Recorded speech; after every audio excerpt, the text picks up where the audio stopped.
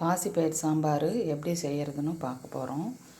அடுப்பத்தை வச்சு ஒரு வானலை வச்சாச்சு. வச்சுட்டு அதில் எண்ணெய் கடுகு போட்டு பொரியுது. பெருஞ்சீரகமும் பொரிஞ்சிருச்சு. அடுத்தது பச்சை மிளகாய், அடுத்தது கருவேப்பிலை,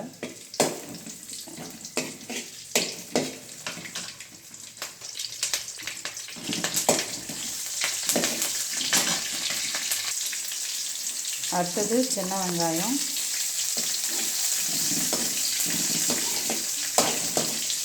போட்டு கொஞ்சம் நேரம் வதக்கிடணும். அடுத்தது தக்காளி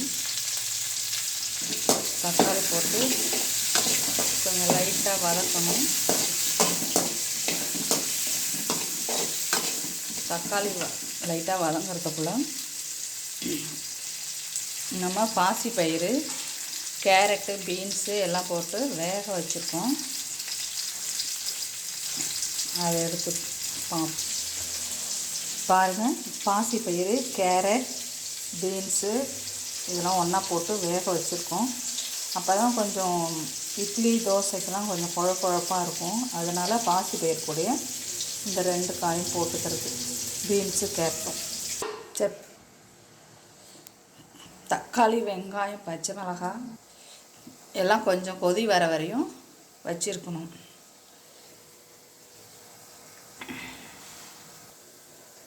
பாசிப்பருப்பு, கேரட்டு, பீன்ஸு இதெல்லாம் கடைஞ்சி வச்சுருக்குறோம். இதை எடுத்து வானலில் ஊற்றி, பாசிப்பயிரை எடுத்து வானலில் ஊற்றியாச்சு. இதை ஒரு கிளறி இதில் சாம்பார் பொடி போட்டுக்கணும். சாம்பார் பொடி போட்டாச்சு.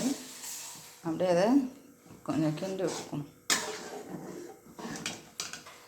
சாம்பார் பொடி போட்டு பெருஞ்சீரகம், அதை கொதிக்கக்குள்ளே கொஞ்சம் அப்படியே பெருஞ்சீரகம் போட்டுடணும். கையால் தூவி விட்டுடணும். பெருஞ்சீரகம் போட்டு உப்பு, காரம் எல்லாம் டேஸ்ட் பார்த்துட்டு கொதித்த பிறகு